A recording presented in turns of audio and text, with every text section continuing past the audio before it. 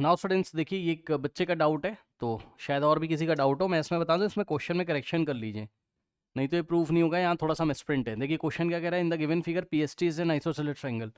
तो P S T एक isosceles triangle है जिसमें P S is equal to S T है। मतलब ये जो साइड है, ये वाला आपका पी एस का लेंथ एस टी के इक्वल है, ठीक। तो उसने आपसे क्या बोला है, उसने आपसे बोला है कि yes this is touching the circle at the point B E N. मतलब ये जो पी एस टी ट्राइंगल है, ये इस सर्कल को पॉइंट बी एन और ई पे टच कर रहा है, बी ई और एन पे टच कर रहा है, ठीक। ओके, ये देखिए, ये ट्राइंगल सर्कल को पॉइंट बी ई एन पे टच कर रहा है, ठीक। कह रहा है कि prove that N is the mid point of S T. तो ये गलत स्टेटमेंट है मेरे ख्याल से, ठीक है। अब देखो गलत क्यों है, थोड़ा सा ये भी मैं आपको बता दूं, ये कैसे ही प्रूफ होगा आप खुद समझो, ठीक है। इसको क्योंकि मैंने चेक कर लिया, आप परेशान ना हो, ठीक है ना। क्योंकि अगर आपको सेंट्रॉइड के बारे में पता हो, अगर आपको थोड़ा सा आइसोसेलेस ट्राइंगल के बारे में पता हो, है ना, अगर आपको थोड़ा सा आइसोसेलेस ट्राइंगल के बारे में पता हो, तो ये वाली साइड्स ऐसे आपस में इक्वल होती हैं। और आइसोसेलेस ट्राइंगल में अगर आप सामने से एक परपेंडिकुलर ड्रॉ करते हो इस तरीके से, है ना, ये एक परपेंडिकुलर इस तरीके से अगर आप ड्रॉ करते हो, ठीक है स्टूडेंट्स, ओके। तो ये जो परपेंडिकुलर है, ये इसको सामने वाले साइड्स को टू इक्वल पार्ट में डिवाइड करता है, ठीक।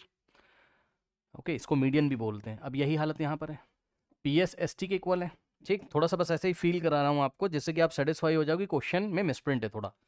एस को अगर मैं ई से ज्वाइन करूंगा, ठीक है, बात समझिए, थोड़ा फीलिंग बस दे रहा हूँ। तो पता है क्या होता है, ध्यान से सुनो। यहाँ पर ये पक्का 90 डिग्री होगा, आप टेंशन मत लो। और ये यहाँ के सेंटर से जा रहा है, सर्कल के सेंटर से जा रहा है। अब सुनो, पता है एक बात और, कि इसको हम क्या बोलते हैं, सेंट्रॉइड बोलते हैं, ठीक। इसको हम क्या बोलेंगे, सेंट्रॉइड बोलेंगे, ठीक। किसी भी सर्कल में जो सेंट्रॉइड होता है, ये वाला जो पॉइंट होता है सेंट्रॉइड, ठीक है ना, सर्कल के नाम, I am very sorry, triangle में, ठीक है ना, ये इस मीडियन को 2:1 के रेशियो में डिवाइड करता है। मतलब ये पार्ट 2 हो गया और ये पार्ट 1 पार्ट हो गया, यानी कि ये 2:1। तो ये वाला जो पॉइंट है, यानी कि सर्कल का जो सेंटर है, वो इस एस ई को, वैसे ये सब बातें मुझे आपको बतानी नहीं चाहिए, लेकिन जस्ट बता रहा हूँ, ये इसको 2:1 में डिवाइड करता है, ठीक है ना।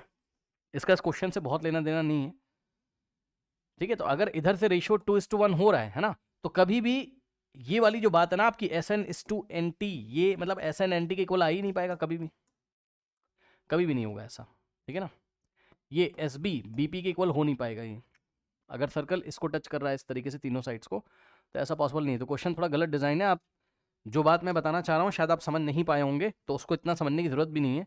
आपको बस यहाँ पे क्वेश्चन में करेक्शन करना है, ठीक है। क्वेश्चन करेक्ट कर लीजिए। क्वेश्चन करेक्शन ये होगा इसमें क्या, कि प्रूव दैट, आपको ये देना चाहिए, prove that E is the mid point of PT. तो वो थोड़ा सा मिसप्रिंट हो गया, ठीक है। प्रूव दैट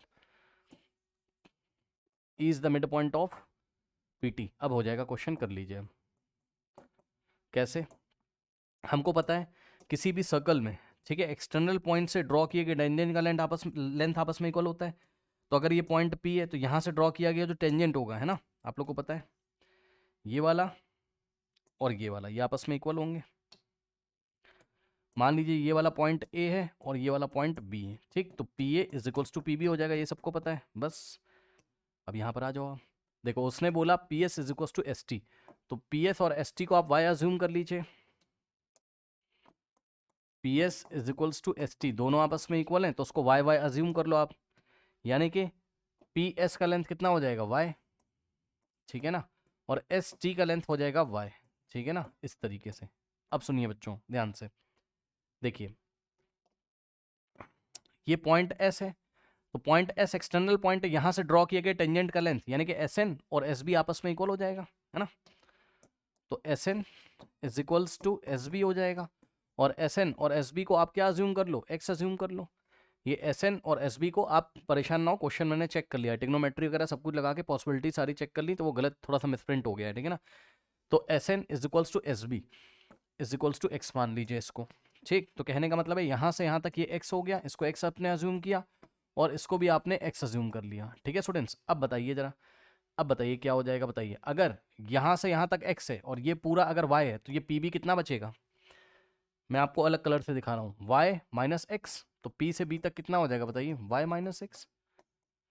ठीक। और इसी तरीके से बच्चों टी एस पूरा कितना है वाई, तो टी एन कितना बचेगा बताइए, वाई माइनस एक्स, तो ये हो जाएगा कितना वाई माइनस एक्स।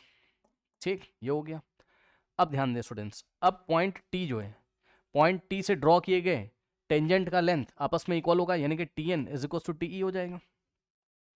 ठीक, T N is equal to कितना हो जाएगा, टी ई हो जाएगा। और अभी अभी टी एन आपने निकाला है कितना आ रहा है वाई माइनस एक्स, तो टी एन की जगह आपने क्या रखा वाई माइनस एक्स, तो वाई माइनस एक्स किसकी वैल्यू हो गई टी ई की। ठीक, तो इस तरीके से ये जो टी ई है ये कितना आ गया वाई माइनस एक्स आ गया। ठीक, यहाँ पे मैं लिख दे रहा हूँ ये टी ई का जो वैल्यू है वो कितना आ गया वाई माइनस एक्स, ये इक्वेशन नंबर 1 बना लो।